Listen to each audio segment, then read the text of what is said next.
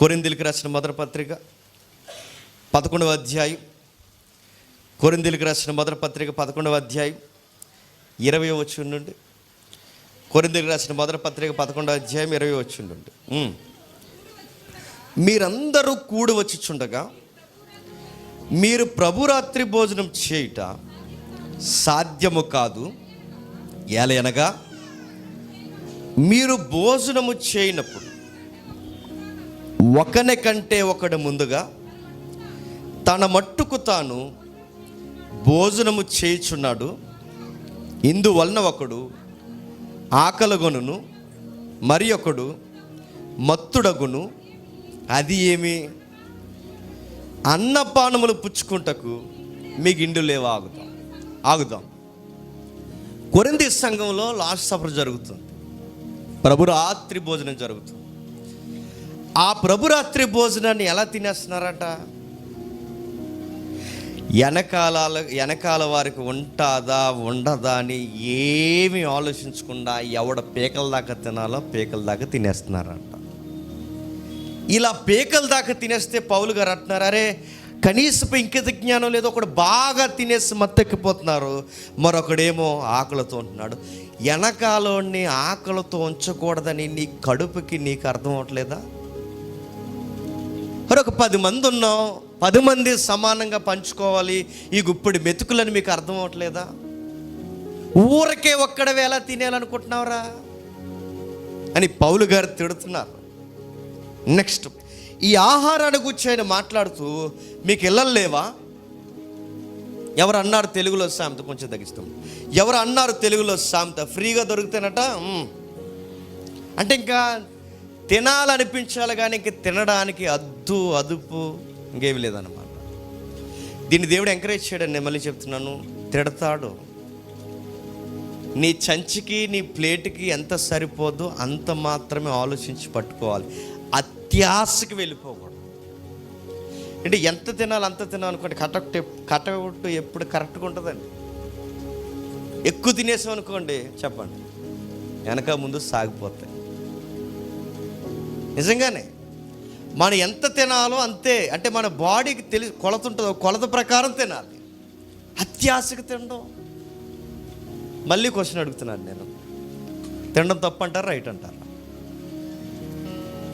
తగినంతగా తినడం రైటు, మోతాదుకి మించి తినడం తప్పు కాదు, పాపం. ఇప్పుడు ఒక వివరణ ఇస్తా. నాలుకను చూసారా? దాన్ని మాట్లాడేటప్పుడు కంట్రోల్లో పెట్టాలి, తినేటప్పుడు కంట్రోల్లో పెట్టాలి. దాంతో 2 ప్రాబ్లమ్స్ ఉన్నాయి. ఒకటి మాటల వలన, చెప్పండి, ఒకటి తినేటప్పుడు. మాటలు తినంగా లేవనుకోండి, కుటుంబాలైన విడిపోతాయి. మాట వందనంగా లేదనుకోండి, 20 years ఫ్రెండ్షిప్ అయినా విడిపోతాయి. నాలుకని అదుపు చేయలేదనుకోండి, నీ ఆరోగ్యాన్ని పాడు చేసేస్తుంది. ఈ నాలిక అడవికి నిప్పి పెట్టే అంత ప్రమాదకరమైందన్నాడు యాకోబు. అందుకే బైబిల్ ఏమని తెలుసా? మాట్లాడుటకు నిదానించు. నీకు మాట్లాడడం రాదా? నోరు మూసుకుని కూర్చో. నీ తెంగర వ్యవహారం మాటలు మాట్లాడేవనుకో, నువ్వు పోవడం కాదు, నీ వెనకలోని అవస్థ మొత్తం పాడవుతుంది. నాలుగుతో అంత ప్రమాదం. నెక్స్ట్ లోపలికి వెళ్తాం. ఈ నాలుక పైన రుచి మొగ్గలు ఉంటాయి, తెలుసు కదా, గుణికలు. ఎవరిచ్చారంటారు అవి? దేవుడే. కొంతమంది ఎవడో ముఖం బాగా కడగమన్నాడని గట్టిగా లాగేసాడు, టంగ్ క్లియర్ని పట్టుకో. లాగేసిన తర్వాత నడుతున్నాడు. ఒక 1 week 2 weeks వరకు టేస్ట్ తెలియదు మళ్ళీ వాడికి. మళ్ళీ అది కొంచెం మళ్ళీ అది సర్దుకునేంత వరకు, ఆ మంట తగ్గేంత వరకు మళ్ళీ ఆ టేస్ట్ మనకు తెలియదు. అంటే ఈ నేచర్లో ఉన్న ఫుడ్ని మనం అనుభవించేలా ఆ టేస్ట్ గుణికలు లేదా ఆ మొలకలు ఇచ్చింది ఎవరు చెప్పాలి? దేవుడే. ఆ టేస్ట్ మొగ్గలు ఇచ్చింది ఆయనే. మరి టేస్ట్ మొగ్గలు ఇచ్చింది ఆయనే, ఆహారం పెట్టింది ఆయనే. మరి ఆహారం తిన్నప్పుడు ఎందుకు పాపం అంటున్నాడు? ఇది తెలియాలిగా. త్వరగా తేల్చేద్దాం ఈ విషయాన్ని. నెక్స్ట్, ఆహారం వలన మనకేమొస్తుంది? కొన్ని చెప్పండి మీకు తెలిసినవి. ఏమొస్తుంది? ఆడెవడో నిద్ర వస్తుంది అన్నాడు, ఆడికి అలాగ వస్తుంది, అందుకే అలా ఉన్నాడు. ఆహారం వల్ల ఏమొస్తుంది? ఫస్ట్ శక్తి వస్తుంది, నెక్స్ట్ బ్యూటీ, అందంగా ఉంటాం. సరిగ్గా తినలేదనుకోండి, బ్యాలెన్స్డ్గా తినలేదనుకోండి, ఏమవుతుందని చెప్పండి? కళ్ళు లోపలికి పోయి ముక్కు దగ్గర నొక్కేసి బొగ్గలు లోపలికి పోయి ఎలా ఉంటాం చెప్పండి? ఎడార్లో ఈత చెట్లు ఎండిపోతే చూసారా, అలా ఉంటాం. బ్యాలెన్స్డ్గా తింటే బ్యూటిఫుల్గా ఉంటాం. అందుకే ఈ ఫ్యాషన్ గర్ల్స్ కానీ ఫ్యాషన్ డిజైన్ కోర్సులో కానీ మీరు చూడండి, ఎక్కువ తినేవారు వాళ్ళని. హీరోయిన్స్ కానీ హీరోలు కానీ హీరోయిన్స్ కానీ వాళ్ళని చూడండి, ఓ డైట్ మెయింటైన్ చేస్తారు, దానికి సెపరేట్ డాక్టర్లు ఉంటారు. ఎందుకంటే వాళ్ళు అంత అందంగా 40 సంవత్సరాలు వచ్చినా 50 సంవత్సరాలు వచ్చినా వీళ్ళు ఎలా మెయింటైన్ చేయగలుగుతారంటే వాళ్ళకి తెలుసు చిట్కా, అది ఫుడ్లో ఉంది. అది మనకు తెలీదు. అంటే చిట్కా అంటే ఏంటి? మనం అనుకుంటాం మనం ఎక్కడ పట్టుతామండి, అలాగా మనం చేయలేమండి. అంటే అలా ఆకాశం నుంచి పడే ఇత్తనాలు ఏం తినరు, ఎక్కడ పడితే అక్కడ చెత్త తినరు అంతే. మనము పానీపూరి తినేస్తాం, పాసిపోని పూరీలు తినేస్తాం, ఇడ్లీలు తినేస్తాం, పూరీలు తినేస్తాం, బజ్జీలు తినేస్తాం, ఇంటికి పోయి మళ్ళీ తినేస్తాం, పచ్చాకించి ఆయిల్ వేసుకుని తింటాం. కంట్రోల్ లేదు మనకి. మెయింటైన్ చేయడం అంటే లక్షల రూపాయలు ఏమవ్వండి, గుర్తుపెట్టుకోండి. కొంచెం నోరు నాలుగు అదుపులో పెట్టుకుంటే చాలు. ఎక్కడైనా ఇంతకు మించి నేను తినకూడదు, ఇది ఆయిలా, ఇది తగ్గించడం మంచిది, ఇదా ఇది తగ్గింది, ఈ ఫుడ్డా నాకు అనవసరం. దీన్ని బ్యాలెన్స్ చేసుకోవాలంటున్నాడు. నెక్స్ట్ శక్తిని ఇస్తుంది, అందాన్ని ఇస్తుంది, ఆరోగ్యాన్ని ఇస్తుంది, సంతోషం ఇస్తుంది, నీ బాడీకి ఎదుగుదలని ఇస్తుంది. అన్నిటికన్నా గొప్ప విషయం దేవుడు బ్లెస్ చేసి ఇచ్చినది జ్ఞానం ఇస్తుంది. ఆహారం ఏమిస్తుంది? జ్ఞానం ఇస్తుంది. మీరు చూడండి, మంచి ఆహారం తిన్నప్పుడు మైండ్ ఎక్సర్సైజ్ ఒకలా ఉంటుంది. మంచి ఫుడ్ తినలేనప్పుడు ఆయిల్ ఫుడ్ తినండి, మైండ్ డల్గా ఉంటుంది. అందుకే మాంసాహారం ఎక్కువ తిన్న వాళ్ళు ఎక్కువ, మొదలు తింటే వాళ్ళది ఎక్కువ తిన్న వాళ్ళకి మైండ్ స్లో ఉంటుంది. మంచి కూరగాయల ఆహారం, ఆకుకూరల ఆహారం తిన్న వాళ్ళ మైండ్ యాక్టివ్గా ఉంటుంది. మన స్టమక్ కూడా అంతే. మనం ఎక్కువగా ఇలాంటి జంక్ ఫుడ్ కానీ ఆయిల్ ఫుడ్స్ కానీ ఇంకా ఏవైతే ఉన్నావో ఈ నాన్ వెజ్ ఫుడ్ కానీ మనం ఎక్కువ తీసుకున్నాం అనుకోండి, స్టమక్ అంతా జిడిజిడిగా ఏడుస్తుంది. నీ ముఖం మీద చాలామంది డాక్టర్లు చెప్తారు, ముఖం మీద కూడా ఏమొస్తుంది చెప్పండి? ఎవడన్నాడ? వయసు పొక్కులు అండి. వయసు పొక్కులు కదరా సన్నాసి అని చెప్తుంది బైబిల్. వయసు పొక్కులు కాదు. చెప్పండి. ఈ దరిద్రం తిండి ఆపి ఆ జిడ్డు తగ్గుతాయి. మనం ఏం చేస్తామంటే ప్రత్యేకించి ఆ ఏజ్లో ఎక్కువ ఏం తింటాం చెప్పండి? హార్డ్ ఫుడ్స్ ఎక్కువ తింటాం. అందుకే దానికి ఒక పేరిట్ట, దాన్ని ఏదో అంటారండి, దానికి పేరు ఉండేది, అదే కొంచెం గరంగా ఉండేదానికి, దానికి దాంట్లో పెట్టేవారు లేండి, సమరంగా పెట్టేవారు దానికి పేరు, దానికి ఒక పేరు ఉంది. ఆ వర్డే అర్థమైపోద్ది మనకి, మన ఆకారాన్ని ఏం చేస్తుందో. అంటే ఫుడ్ అనేది దేవుడిచ్చిందే, టేస్ట్ అనేది దేవుడిచ్చిందే, దాన్ని అనుభవించేది దేవుడిచ్చిందే, అంతా దేవుడిచ్చింది అయినప్పుడు మరి ఎందుకు అది పాపం అవుద్ది? ప్రశ్నేగా. అసూయ నరకానికి ఇడ్చుకుపోద్ది, బద్ధకం పాతాళానికి తొక్కేస్తుంది, తిండి తినే విధానం కూడా నిన్ను పాతాళానికి తీసుకెళ్తుందని నమ్మగలవా? బైబిల్ ఏమందో తెలుసా? మీలో ఎవడైనా తిండిపోతున్నాడని మీరు ఎరిగితే వాడిని ఎలేసేయండి. బైబిల్ చెప్పింది, వాడితో స్నేహం చేయకండి, వాడిని దగ్గర పెట్టుకోకండి, అట్టి వాడితో మీరు ఎక్కువగా సహవాసం చేయకండి, వాడితో ప్రమాదం. నేను బయటోళ్ళ కోసం చెప్పట్లేదు, కానీ సంఘంలో ఇట్టు వారు ఉండకూడదని కోరుకుంటున్నాను అన్నాడు అపోస్తుడైన పౌలు. తిండిబోతులతో జాగ్రత్త, తాగుబోతులతో జాగ్రత్త, బద్ధకస్తులతో జాగ్రత్త.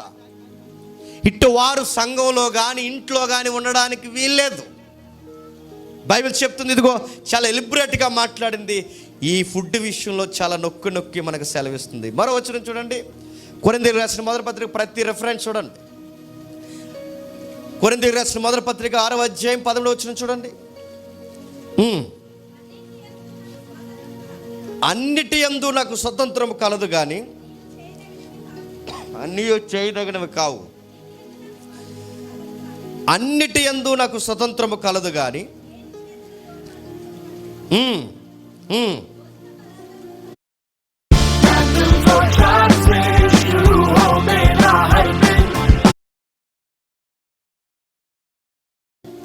భోజన పదార్థము కడుపునకును, కడుపు భోజన పదార్థానికి నియమము ఎంత బాగుందో చూడండి. ఆ వర్డ్ ఎంత బాగుందో. ఆహారము కడుపు కొరకు, కడుపు ఆహారం అంటే దేవుడే ఈ క్రమాన్ని పెట్టాడంటే బైబిల్ చెప్తుంది దేవుడే క్రమాన్ని పెట్టి. ఇది నియమం. పొట్ట అన్నాక ఆకలేస్తుంది, ఆహారం కొరకు ఎదుగుతుంది. ఆహారం ఉన్నదే కడుపు కొరకు, కడుపు ఉన్నదే ఆహారం కొరకు. ఇది నియమం, ఇది దేవుడు పెట్టిన ఒక క్రమం. మరో వచనం చూడండి, ప్రసంగి గ్రంథము 2వ అధ్యాయం, ప్రసంగి గ్రంథం 2వ అధ్యాయం 24 వచనం. అన్నపానములు పుచ్చుకొనుట కంటెను, తన కష్టార్జితం చేత సుఖపడుట కంటెను నరునికి మేలుకరమైనది ఏమి లేదు. లాస్ట్ వర్డ్ తీసుకుందాం. నరునికి మేలుకరమైనది ఏంటి చెప్పండి? ఆహారం తినడం. నెక్స్ట్, కడుపుకి మేలుకరమైనది ఏంటి చెప్పండి? ఆహారం. నెక్స్ట్, నరునికి మేలుకరమైన ఆహారంగా ఎప్పుడు ఆహారం మారుతా చెప్పండి? కష్టపడి ఆహారం తిన్నప్పుడు. ఆహారం ఎలా తినాలట చెప్పండి? కష్టపడి తినాలట. ఆహారం ఎలా తినకూడదట చెప్పండి? ఇంకా ఖాళీగా ఉండి తినకూడదట. నువ్వు ఖాళీగా ఉన్నావు అనుకో, ఈరోజు ప్లేట్లో తగ్గించే. నేను సిరీస్ చెప్తాను, నీకు ఈ మాట నచ్చకపోతే నేను సిరీస్ చెప్తాను. ఈరోజు ఏ పనులు చేయలేదు, తగ్గించు. ఆ ట్యాంక్ పెంచుకో, తగ్గించు. ఈరోజు బాగా కష్టపడ్డావు అనుకో, కష్టానికి తగ్గ ఆహారం తిను. కానీ మనం ఏం చేస్తాం? ఏ పని చేసినా చేయకపోయినా మోతాదు మాత్రం తగ్గించం. ఏది? ప్లేటు తూకం తగ్గదు మనకి. రాజమండ్రిలో కొన్ని రెస్టారెంట్లు ఉండేవి, ఇప్పుడు ఉన్నాయో లేదో, కొంచెం మరుగైనాయో జాబ్కి వెళ్ళిన కొత్తలో. ఆ రెస్టారెంట్ పేరేంటి చెప్పనా? KG biryani centre. కేజీ అంట, కేజీ బిర్యానీ సెంటర్. మరి ఇక్కడికి ఎంతమంది జనాలు ఎందుకు వస్తున్నారంటే కేజీ అమ్ముతారంట. అక్కడ కేజీ తినేస్తారంటే తినేస్తాడు. కేజీ బిర్యానీ పొట్టలేస్తే ఏమవుద్దండి? ఇంకా మరో రెస్టారెంట్ తిన్నంత. వైజాగ్ మోజెస్ డాని ఇంటి ఎదురుగా అక్కడ ఉంటుంది, ఆ మెడికవర్ ఎదురుగా అక్కడ బిర్యానీ సెంటర్ ఉంటుంది. ఇదిగో, మీరు ఎవరు ఎక్కువ బిర్యానీ తినేంత బిర్యానీ తింటే వాళ్ళకు ఒక స్టీల్ బౌల్ ఫ్రీ. ఎదురుగా ఉంటుంది ఆ రోడ్లో, చూసేలేదు. విచిత్రంగా ఉంటే ఆఫర్లు ఇవన్నీ ఏంటంటే తిండి తిండి తిండి తిండి తిండి. బైబిల్ అంటుంది కష్టపడే ఆహారం తినాలి, కష్టపడకుండా తినకూడదు. కష్టపడే ఆహారం తినాలి. ఇదిగో, నరునికి మేలేంటో తెలుసా? వాడి కష్టపడిన ఆహారం తినడం. అంటే ఆహారం కొరకు బైబిల్ మంచిగానే సెలవిస్తుంది. ఇంకేం చెప్తుంది? ప్రసంగి గ్రంథం 3వ అధ్యాయం, ప్రసంగి గ్రంథం 3వ అధ్యాయం 13వ వచనం చూడండి.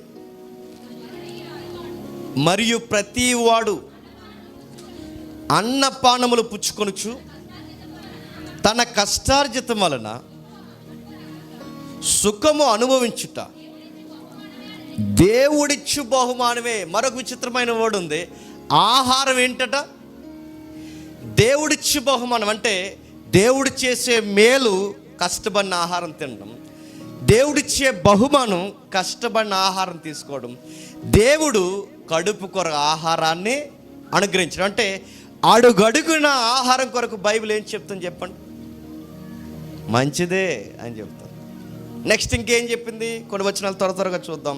ప్రసంగి గ్రంథం 5వ అధ్యాయం, వీలైతే రాసుకోండి. ప్రసంగి గ్రంథం 5వ అధ్యాయం. ఈరోజు మీకు పరీక్ష, మీ కడుపుకి. టైం 1 గంట అయిపోయింది. కడుపా చెప్పండి, ఆహారమా చెప్పండి, ప్రసంగమా? రెండిట్లో ఎక్కడ తేలిపోతావు అన్నమాట.